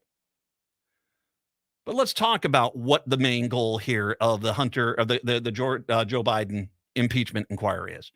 Is it to actually find solution? No. Is it actually, they're hoping that they might be able to do a whitewater thing where they find, he lied about Monica Lewinsky sort of thing, as they initially started investigating a land deal in Arkansas, who once again, it was always hilarious that after that, by the way, we, on Christmas Day, they released their findings saying, by the way, we couldn't find anything illegal in the land deal in Arkansas.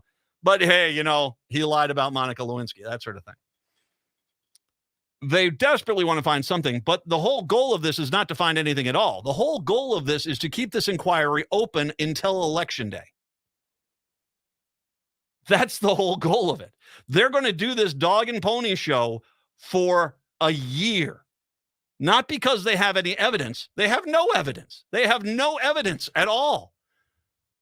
Just because they got to try to keep this election close. And so they're just, every day they're going to come on out like that clip we played earlier. The point of that clip was listen to him say we have evidence. And the NBC News guy said, you don't have any evidence of anything. And this is by your own admission. And they say, we got tons of evidence. It's like, you don't have any of the evidence. It's like, it's kind of the opposite of Sherlock Holmes. It's like, you're really clueless here, aren't you? The whole point of the Joe Biden impeachment hearing is not to actually impeach him. Well, they might actually try to. But it's just to basically keep this whole thing open, to just try to, kind of, do that thing where they'll have a press conference and all of a sudden someone will run up with a sheet of paper and they'll put on their glasses and look like, we have to go to an emergency meeting, and kind of act like they just got the smoking gun sort of thing. Republicans on Thursday held their first formal hearing into the impeachment inquiry against Joe Biden, President Joe Biden, revisiting the dubious claim that he corrupted the vice presidency to enrich his family almost a decade ago. Two of the three expert witnesses Republicans called, however, said lawmakers still need more evidence if they actually want to impeach the president. While I believe that an impeachment inquiry is warranted, I do not believe the evidence currently meets the standard of a high crime and misdemeanor needed for an article of impeachment, said George Washington University professor Jonathan Turley, who changed that L to a D, and I think he got it right. Turley testified in favor of impeaching Bill Clinton in 1998, against impeaching Donald Trump in 2019. Yeah, the guy that, yeah. Sure. This year, Republicans have added already an extensive record examining the question of whether Joe Biden improperly pushed for the firing of a Ukrainian prosecutor in 2015 while his son Hunter Biden had a lucrative role on the board of a Ukrainian energy company. Once again, all these accusations come from one guy who showed up, said all these things, and then no one can find him. This was one guy who came in, made claims, didn't offer any evidence of it, but this is the smoking gun they have, and no one knows who this guy was. They've tried to find him. There is nothing there. Bruce Dubinsky, a forensic accountant, told lawmakers that Republicans had amassed a great deal of evidence involving Hunter Biden and question about the property of his overseas business dealings. However, much of the information is still needed in order to be able to answer these questions and make a final determination as to whether or not the Biden family and its associate businesses were involved in any improper or illicit activities, and whether those activities, if any, were connected to President Joe Biden or then Vice President Biden. Dubinsky said, it's not clear if House Speaker Kevin McCarthy will eventually follow through with that actual vote impeaching Biden. Several Republicans have voiced skepticism on both the idea of impeachment and underlying corruption claim. That's why McCarthy and other top Republicans have stressed that the inquiry is just that, an inquiry. By beginning an impeachment inquiry, our investigation is now focused on whether Biden engaged in improper impeachable offenses under the U.S. Constitution, said James Comer from Kentucky, said at the top of the Thursday hearing. Citing emails from Hunter Biden and his associates, Representative Jim Jordan claimed Biden had urged Ukraine to fire its prosecutor general, Viktor Shorkin, in 2015 and 2016 in order to benefit Burisma, the company then it was employed with his vice president's son. Then President Donald Trump championed the acquisition the acquisition in 2019 and had tried to make the Ukrainian government announce the investigation of the Bidens, including withholding military aid. So once again, what's this all about? This is all, there's no evidence. There is no evidence that Joe Biden has done anything wrong at all. But how many court cases do you have against Donald Trump? So this is their whole goal. And they will hold it. They don't want to take a vote on this until maybe like 3 days before the election. Then they'll try to impeach him, and then the election. Well, unless it's so unpopular, because I think in a year, if they don't have any evidence at all, and they're still trying to drag this out, I think that even a lot of Republicans are like, what are you doing here? And I think the last thing they'll want to do right before the election is basically, try to do something that's unpopular. But if that's the case, I got more on the Biden hearing today and why, once again, that you got to look at the whole long game. This game is about getting Donald Trump back in office. And if Donald Trump gets back in office, democracy as we know it is over. End of study. That's it. I mean, democracy is, he will never leave the White House. He will never leave it. And the Republicans that are in power right now will never, ever go against him. It will be the end of democracy. And they, like I said, they're realizing how close they actually got in 2021 on January 6th. And so now they're trying to come back and do this as an end around. And they're doing it through all these little shifty things, but it's all the same thing. 952-946-6205. 952-946-6205. It's the Matt McNeil Show right here on AM 950.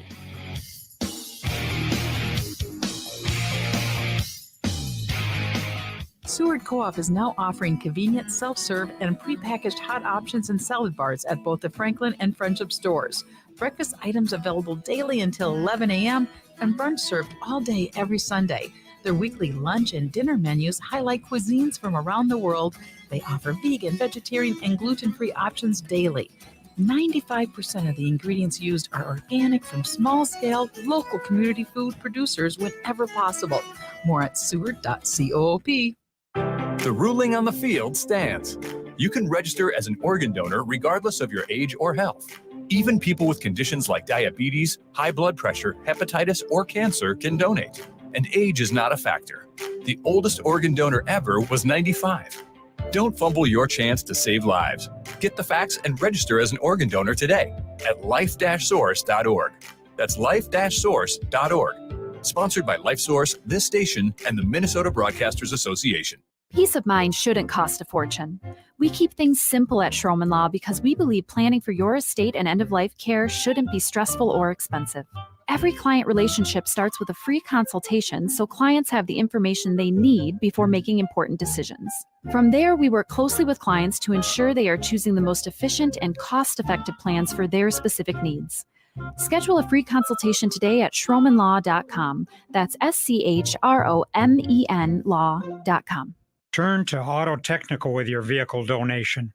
We have families waiting for a car.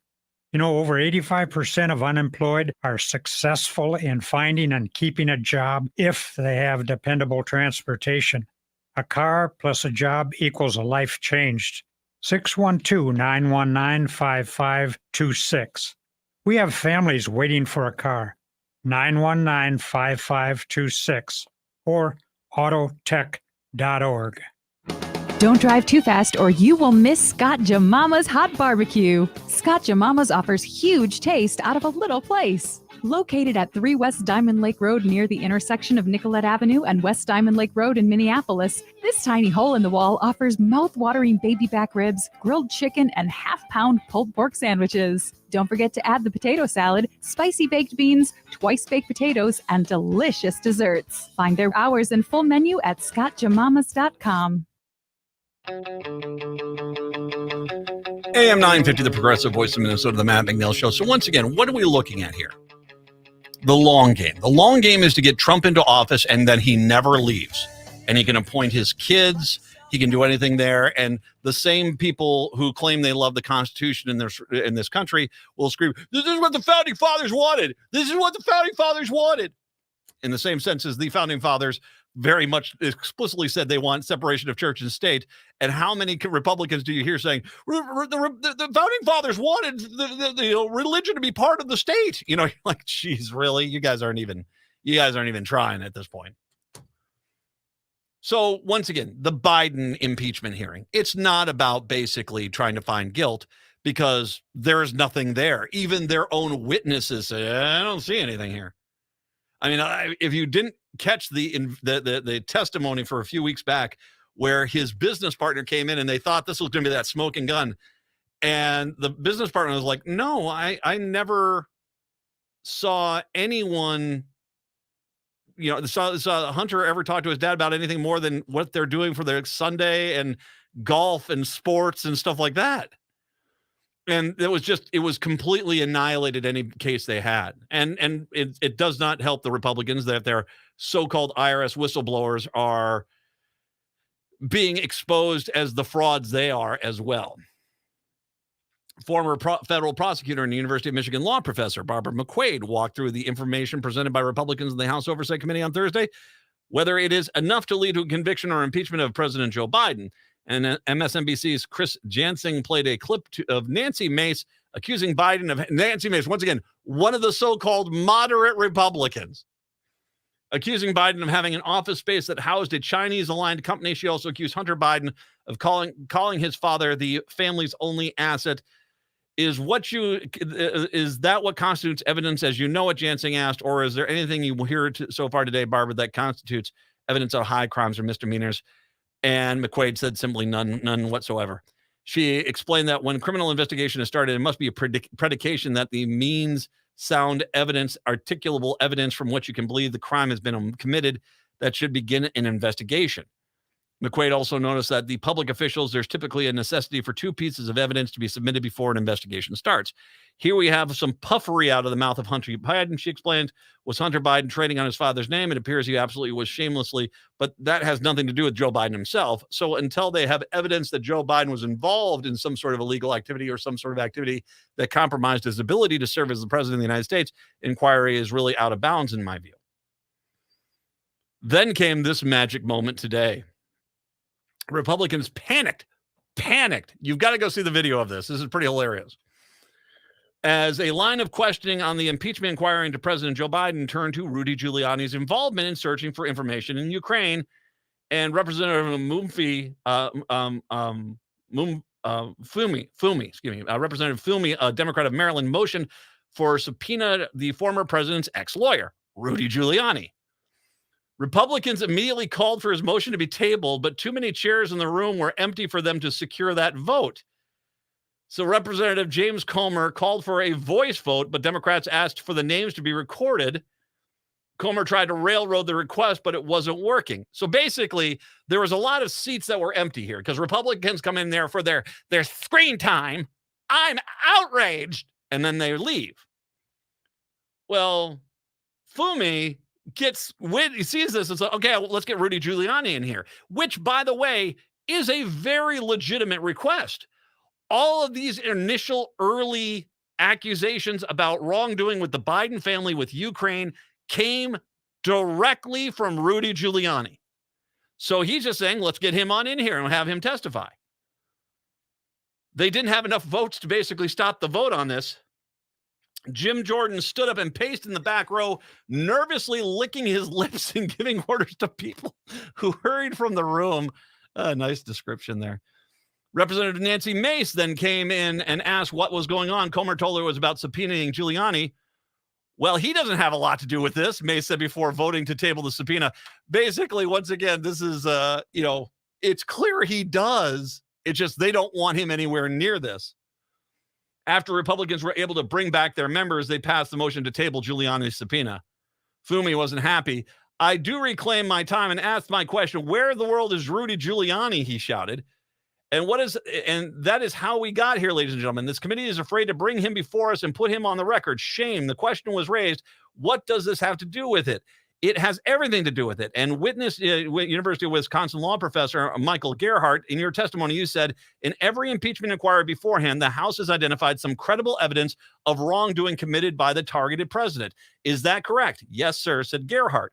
Would you say that the House Republicans have made an unprecedented overreach of congressional power, Fumi asked? It strikes me that they have, the GOP witness said. Where is Rudy Giuliani? And by the way, that should be a pretty good call because this was his deal. So when they don't want Rudy Giuliani anywhere near this committee hearing, can you imagine? First of all, there's I'd say a 60% chance to be drunk. Hey, it's like, oh my God. Oh, can you imagine? Oh my God, that would be hilarious. But you want to impeach, you want to impeach the president on something that you say happened in Ukraine. The guy that brought all that stuff forward, allegedly, that did not ever happen, was Rudy Giuliani. When someone says, let's say from Rudy Giuliani, you guys frantically, and like I said, the Republican leadership on that committee frantically went to get every Republican back in the committee room so they could table the subpoena. God, they're lucky. They're lucky like someone didn't fly out or something like that. It'd been hilarious. They probably would have tabled it, though. They would have probably gotten enough votes to table it, not to have the vote. Right. It wouldn't have taken much with the narrow majority. Yeah. A couple missing. Yep. The whole point of this is not to actually impeach Joe Biden. The whole point of this whole thing is just to basically have a scandal out against Joe Biden. And that before that, and so that when they're on Fox News and they're on OAN and they're on Newsmax and they're all on these far right leaning networks.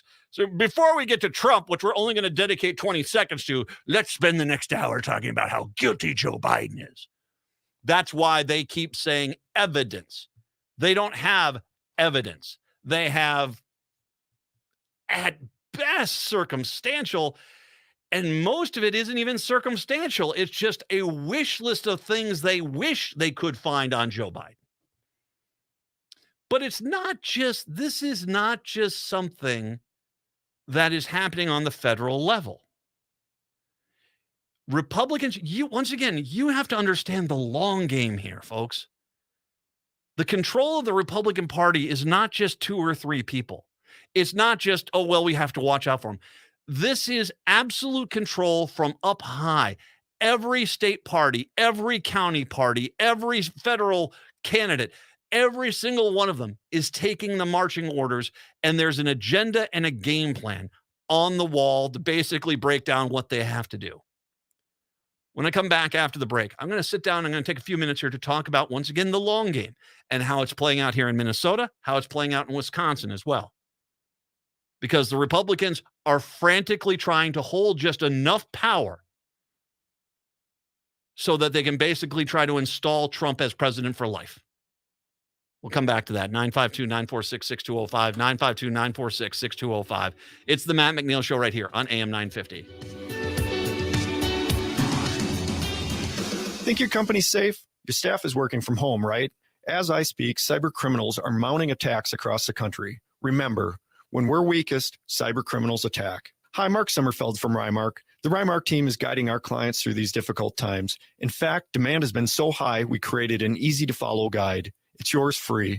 Download our 5 steps to securely work from home now at rymarkit.com or call 651-328-8900 for a no-cost how-to discussion.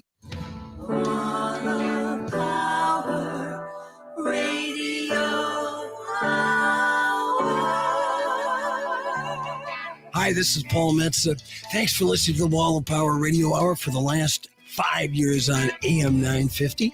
We air every Saturday night at 6 p.m. We have artists, musicians, private detectives, politicians, and more. On AM 950, the progressive voice of Minnesota. In retirement, it's all about income, your money, making money, while still controlling your principal. If your portfolio has recently taken a big hit, you're not set up for retirement income. We're Ferguson Financial, and that's what we do. We position portfolios to generate retirement income. Learn how it's done. Call us today, 888-429-5569, and check out our retirement income program, Sunday mornings at 9. When a drunk driver hit my car, the structural integrity and safety features of my Toyota Sienna saved my life. I will always own one. That's it. That's the ad. I don't think I need to add anything else, but I'll gladly mention their sales team is attentive and friendly. Their service department is the best in the state, and their vehicles, you can put a lot of faith in the quality and safety of a Toyota vehicle. The structural integrity and safety features of my Toyota Sienna saved my life. I will always own one. That says it all. Rudy Luther Toyota, 5 miles west of Minneapolis on 394. Attention parents and caregivers, Next Chapter Booksellers is thrilled to introduce First Chapter Storytime. Join school teacher turned bookseller Adriana every Saturday from 10:30 to 11. She'll read a favorite picture book from Next Chapter's ever-growing children's selection, perfect for kids 4 to 7. There will also be fun activities planned right after the reading. So let's foster a love of reading in our little ones with First Chapter Storytime, Saturdays from 10:30 to 11 at Next Chapter Booksellers. Find upcoming Storytime books at nextchapterbooksellers.com. With your AM 950 weather, I'm Brett Johnson. Look for partly cloudy skies today with a high near 70. Tonight, clear with a low around 60. And Friday, a chance for thunderstorms with a high near 78. Create unforgettable meals that are sure to impress with vinaigrette. From extra virgin olive oils to balsamic vinegars, fused extra virgin olive oils to white balsamic vinegars and wine vinegars, Vinaigrette has it all. Independently owned since 2009. Find Vinaigrette at 50th and Xerxes in Minneapolis or at vinaigrettemn.com. AM 950, the progressive voice of Minnesota, is the Matt McNeil Show. So, I don't know if you send a mob of people to go over to attack the U.S. Capitol on January 6th. that, and you're trying to overthrow a legitimate election where you lost. The thing which someone might say is like, boy, that was an insurrection. That should negate that person. I mean, I'm shocked we don't have a law on the books that prevents that person from, I don't know, ever trying to hold office again. Funny story, we do, courtesy of the post-Civil War United States, the 14th Amendment, Section 3, disqualification from holding office. I shall read from the liberal dialogue that is the Constitution of the United States of America. No person shall be a senator or representative in Congress or elector of the president and vice president or hold any office, civil or military, under the United States or under any state who has previously taken an oath as a member of Congress or as an officer of the United States or as a member of the state legislature, as an executive or judicial officer of any state, and to support the Constitution of the United States shall have engaged in insurrection or rebellion against the same or given aid or comfort to the enemies thereof. Marjorie Taylor Greene basically going out there and, telling all the traitors to America, you're victims. Yep. But Congress may vote by 2/3 in each house to remove such a disability. So it basically, the concept was this. All those Confederates, you can't be in office anymore. Now, say they came across someone who seemed to try to make amends for what they had done as a Confederate. About the only one I can think of is Longstreet. That's the guy that became the police chief in New Orleans. And to most of the knowledge, basically accepted the loss, accepted the the rules, as opposed to the rest of those traitorous bastards.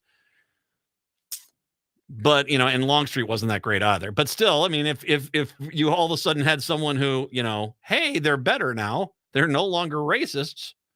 I don't think it works that way, but sure, okay. Then 2/3 of the House, 2/3 of the Senate can say, okay, fine, you can run for office.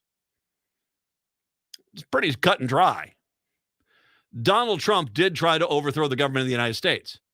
He himself has multiple times bragged about doing so. Bragged about it. Bluntly. Trying to overthrow the government. it's hang Mike Pence. It still blows my mind, the Cassidy Hutchinson thing. Blows my mind. We had a president of the United States actually sitting in the White House screaming, hang him, while the crowd was talking, about Mike Pence, while the crowd was getting angry out at the Capitol. So I bring up this little pesky little liberal doctrine called the 14th Amendment, Section 3 of the U.S. Constitution to laugh and laugh and laugh at the Republican Party of Minnesota. The Republican Party filed a petition with the state Supreme Court late Wednesday saying that barring former President Donald Trump from the ballot would cut away party members' constitutional rights, especially the First Amendment right of the association. You can't actually do that. You can't use one constitutional right to violate, to argue against another constitutional right. The state GOP response said an earlier petition seeking to bar Trump asked the state Supreme Court to flip federalism on its head, usurp federal authority by asserting that the Secretary of State have an authority to disqualify a candidate for federal office. Well, there are lots of reasons. But once again, the 14th Amendment, Section 3. You try to overthrow the government, guess what? Too bad. Scoreboard. This is the Republican Party's first submitted substantive response to the petition filed earlier this month with the state's high court. The petition seeks to keep Trump off the ballot because of his role in the insurrection on January 6th. The state GOP response mirrored the Trump camp's answer into a similar case in Colorado by saying the First Amendment protects the former president, by basically saying, you can overthrow the government, throw the government, and install me as president. And that's not freedom. That's freedom of speech. Once again, freedom of speech does have its limits. You can't scream insurrection in a movie theater. I guess you get where I'm going with that. Trump's own lawyers have filed a response later saying, among other things, the matter doesn't belong in a Minnesota court, and they disputed that Trump did anything other than encourage a peaceful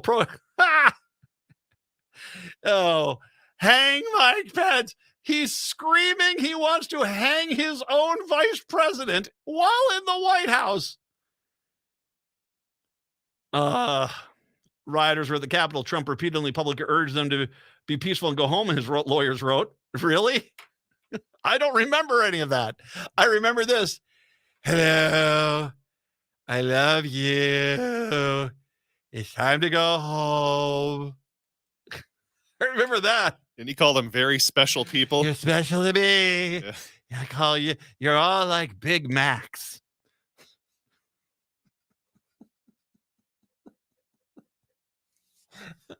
I call you my bucket of chicken. All of you.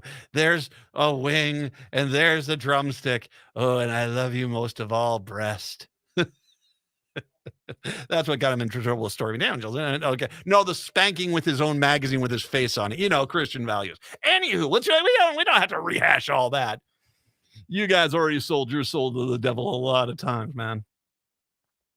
The petition seeking to bar Trump was filed by the National Nonprofits Free Speech for People and a bipartisan group of Minnesotans, including former Secretary of State Joan Grow, former State Supreme Court Justice Paul H. Anderson. The Free Speech of People petition targeting Trump cited the insurrection disqualification clause of Section 3 of the 14th Amendment of the U.S. Constitution. The clause, inspired by the Civil War, says former public officials are barred from running for office again if they have given aid or comfort to enemies engaging in an insurrection rebellion against the United States. No criminal conviction is required. It is not required.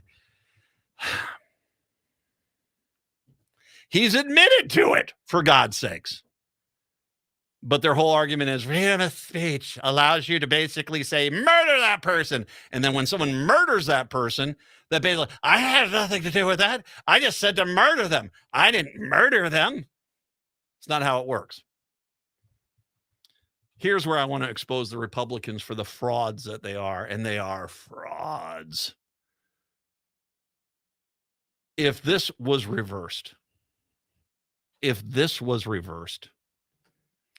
and a Democratic candidate for president had sour grapes and lost fair and square and tried to get a group of their supporters to storm the Capitol and overturn the election,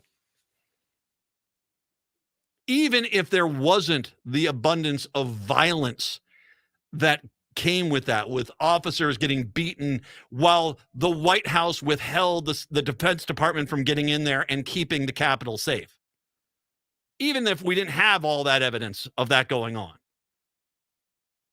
If it was just a peaceful protest, every single Republican in the state would proudly, they'd be running up to let me put my name on this petition to the court to stop that Democrat from ever appearing on a ballot again. And they would have done it February of 2021. 3 or 4 weeks after the insurrection, they would have, at that point, gotten that Democrat off the ballot. With, how dare they? And they would have been smug. Here it is. Trump admits he tried to do what he tried to do. Outright. Not even a question. And here they are, all of them, insisting nothing to see here. Because they've got to keep him on the ballot even though he shouldn't be there. Now, we should be grateful. This is just this stupid clown car that is the Minnesota Republican Party there. In Wisconsin, it is even worse. If you haven't been paying attention, the Democrats now have a 1-seat majority on the Wisconsin Supreme Court. They run over there as political campaigns. And it should be noted that in political campaigns for many years, Republicans would openly talk about, I'm going to make sure I rule against abortion. I'm going to make sure I rule against the unions. I'm going to make sure I make sure that the corporations get as much as they can. The conservative justices have consistently argued exactly how they would rule on a case, which is a hoot considering what they're trying to do right now. The Wisconsin Supreme Court on Tuesday rejected a lawsuit liberals had filed earlier this month seeking to prohibit the legislature from impeaching liberal Justice Janet Protasewicz. The High Court's decision not to hear the case follows Republican legislators' threats to impeach Protasewicz if she presides over 2 redistricting lawsuits calling the current legislative map rigged during her election campaign. Now, once again, conservatives have run for the Wisconsin Supreme Court for years talking about exactly how they're going to rule on cases. Not once did any Republican have any problem with that. The Republicans have to keep these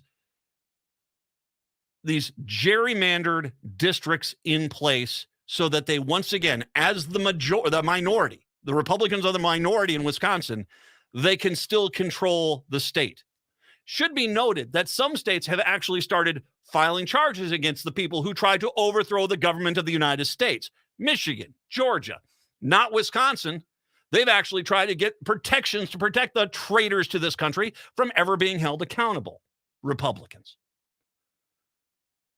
The Supreme Court hasn't accepted the 2 redistricting cases yet, nor has Protasewicz said she would recuse herself from those cases.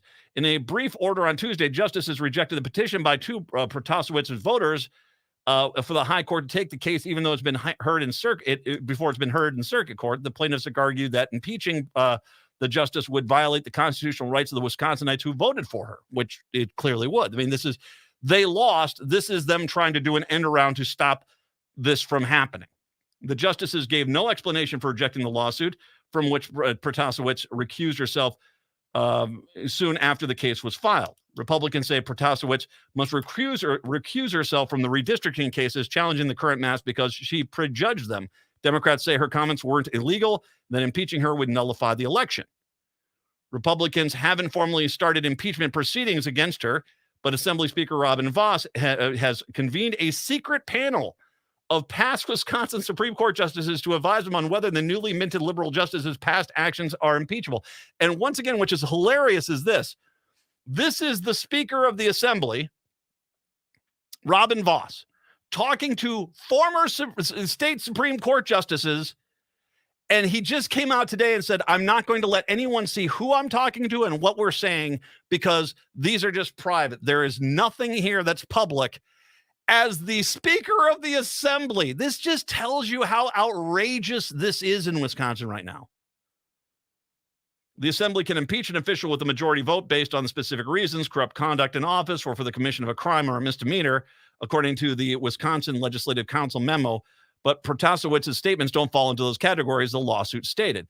The conduct of Justice Protasewicz cannot be in any sense historically deemed as corrupt, the lawsuit states. Justices routinely do not recuse themselves from issues upon which they have expressed clear points of view, or that the context of the previous donors of their campaigns appearing before them as litigants.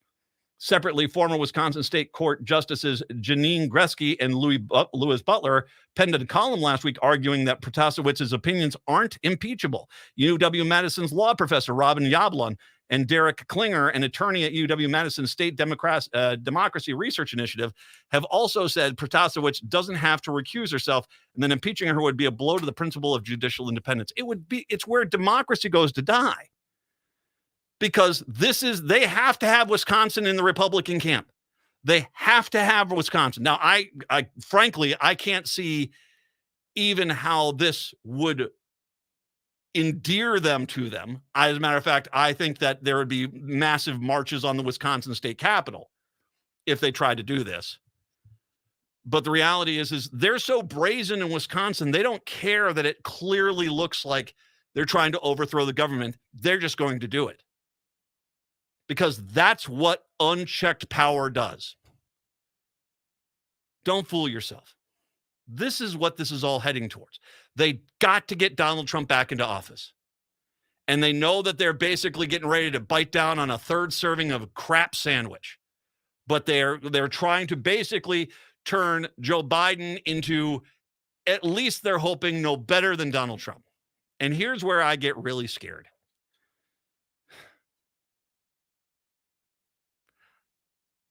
I have a huge fear there's already a plan in place to try to assassinate Joe Biden right before the election. I've got a huge fear of this. If none of this stuff works, if the Biden impeachment doesn't go through, if all of a sudden Trump's not even on ballots in some states, if Wisconsin and other states jerry-rig the system to where they can't jerry-rig the system to where the Republican is an automatic layup, then the only option these people have left is to try to assassinate the president of the United States and then in the chaos afterwards say, it was a fair election. It was a fair election.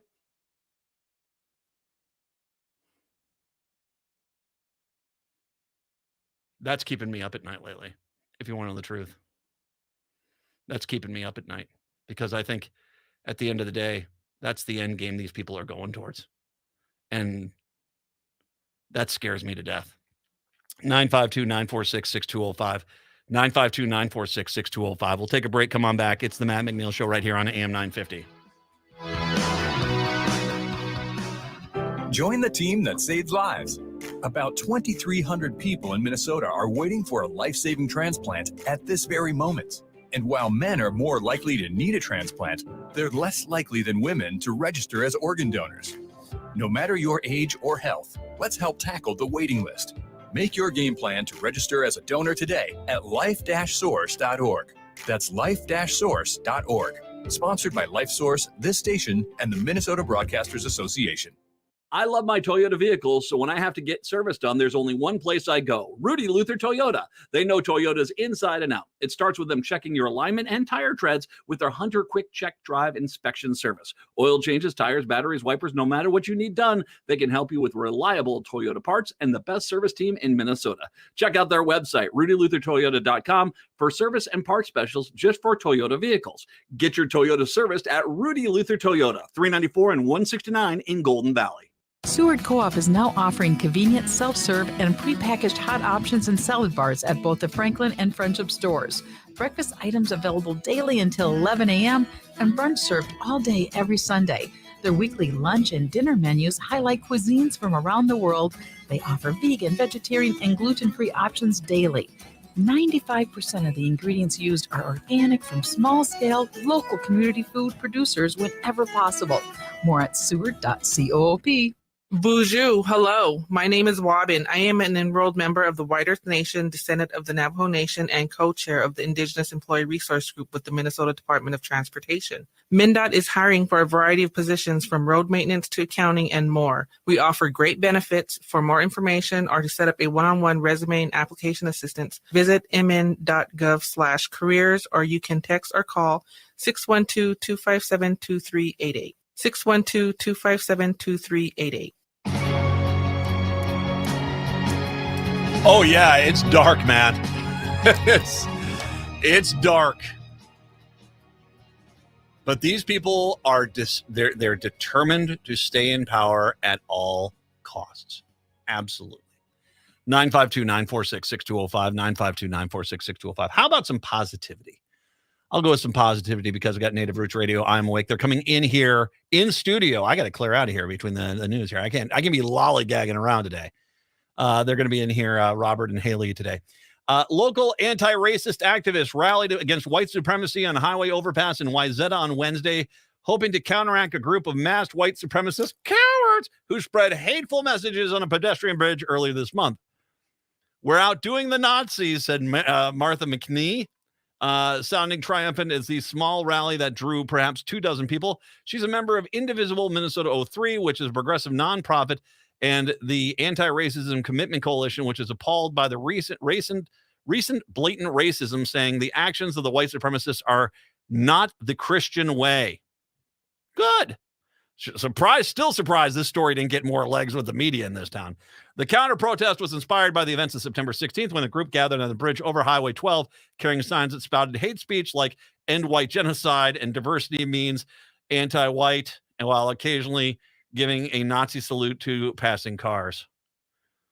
Hosea Kabira was driving home on down Highway 12 when he saw them. His tweet would later garner over 400,000 views. I definitely considered confronting them, but I knew if I just took pictures, put it out there, it would hurt them even more. Kabira's tweet shows the masked people waving on onlookers and oncoming cars. Tyler Grosshoosh first heard about the white supremacists from his wife and noticed the signs driving her home. He's a member of the Twin Cities Democratic Socialists of America, began organizing a counter-protest with some of his DSA friends. He invited the Unitarian Universalist Church of Minnetonka to a word spread from there. They held homemade signs reading, "Honk if you love diversity, choose love, fight racism," and were rewarded with a cacophonous honking from below. Cacophonous! And he said white supremacists do not represent the Wayzata community, which is why he found it important to represent Wayzata in a better light. Many of us white, but we feel threatened by white supremacist actions in the area. Outstanding. Outstanding. Show those punks they're not welcome here. And that's just that. You got to show them that they're not welcome there. So good for you guys. Good, Wyzetta. Nice. Positive. We'll keep marching on together, okay? Native Roots Radio is up next. We're back on a Friday. Have a good one. Till then, see ya. The Park Tavern in St. Louis Park is your summer destination. The patio is amazing, perfect for you and your friends to grab dinner and drinks. Enjoy a game of cornhole while you indulge in the great food. The full Park Tavern menu is available outside. The Park Tavern also has live music on the patio every Tuesday, Wednesday, Thursday, and even some Mondays through the summer. Reservations are highly recommended. And if the weather does turn, the bowling lanes at the Park Tavern are always open.